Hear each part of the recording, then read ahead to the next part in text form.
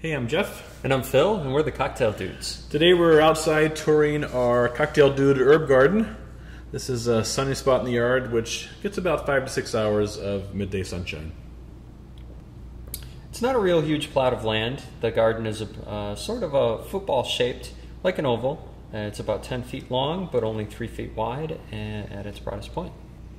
So we're going to go through the garden plant by plant, show you the plants we have, and briefly tell you how we use these in our cocktails. This is our lavender. We plant 2 varieties. You can flavor vodka with the leaves and sprigs. We typically use the flowers though and float them in to garnish drinks and use them in small mouth glasses like champagne flutes like you see in our Grey Ghost cocktail. Tarragon has a sharp flavor and can overpower many cocktails when muddled. We enjoy it in our gin or tomato-based drinks. We'll just stir in a sprig with ice and let that infuse the drink and give the subtle characteristics that we're looking for. Here's basil, of course. Pairs well with fruit. We'll use it in watermelon or pineapple drinks. You can tear or muddle it. It's nice in tequila or rum-based cocktails. Also great in Bloody Marys or similar drinks.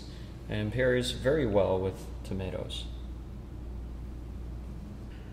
We're fans of rosemary and gin-based drinks. We'll stir or shake a sprig with ice. We don't typically muddle it, however, and we found that simply throwing a sprig in as a garnish will subtly perfume a cocktail very nicely as well. We also grow this long sturdy stem variety, usually called barbecue rosemary, as you can skewer hunks of meat, throw it on the grill, and cook it that way. These are nice when garnishing tall glasses, and we use them a lot in our Bloody Marys. They can grow about 2 feet long. Mint, as you've noticed, is our most commonly used herb. We use tons of it.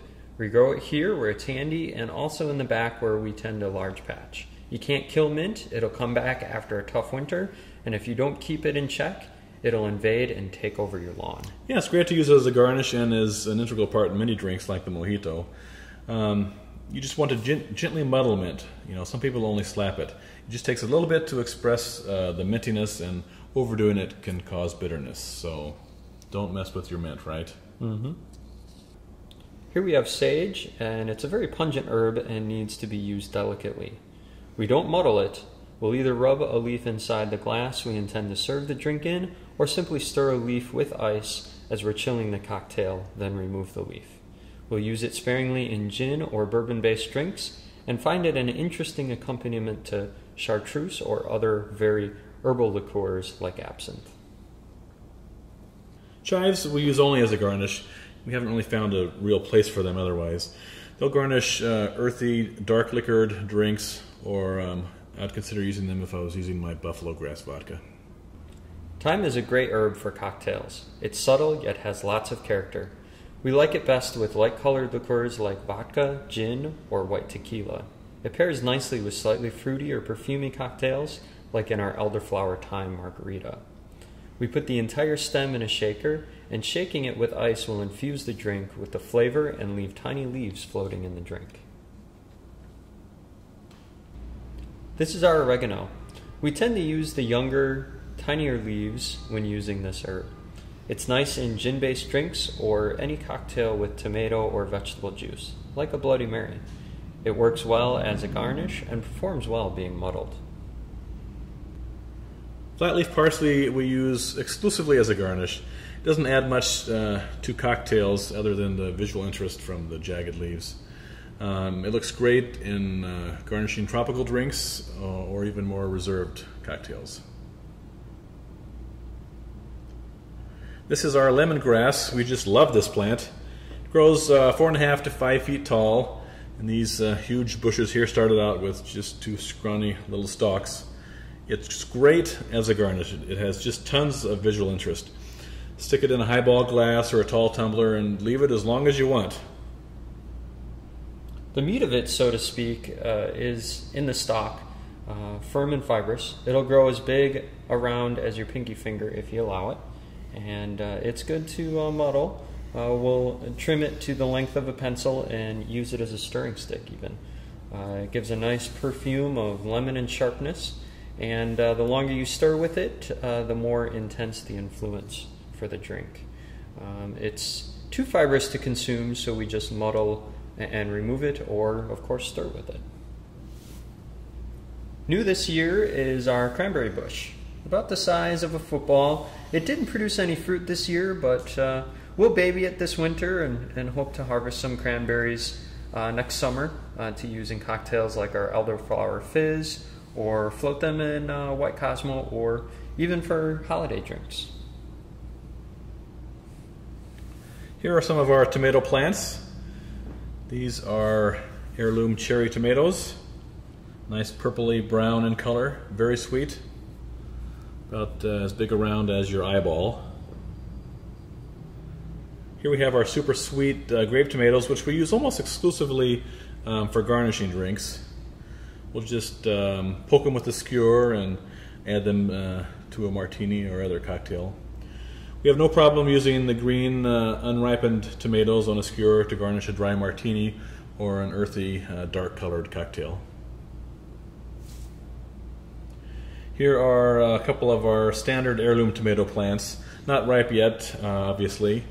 We'll use these when making from scratch tomato-based drinks like Bloody Marys or any cocktail where you want to use fresh tomato juice. Now we fill in spots of the garden with edible flowers like pansies. We plant yellow, white, or baby blue pansies to garnish darker cocktails, and we'll float a violet or deep red pansy on light colored drinks. Yeah, here we have our nasturtiums, usually orange, yellow, and white. Nasturtiums are viney plants, so they kind of splay themselves out in your garden and fill in gaps or climb up your tomato cages. What's nice about nasturtiums, other than being edible, is that the flower trumpets back into a point so that the flower can easily sit on the rim of a glass. With the stem on the inside of the glass and the pointy extension on the outside, the flower sort of clips itself to the glass and will balance itself there, and it allows for a very pretty presentation.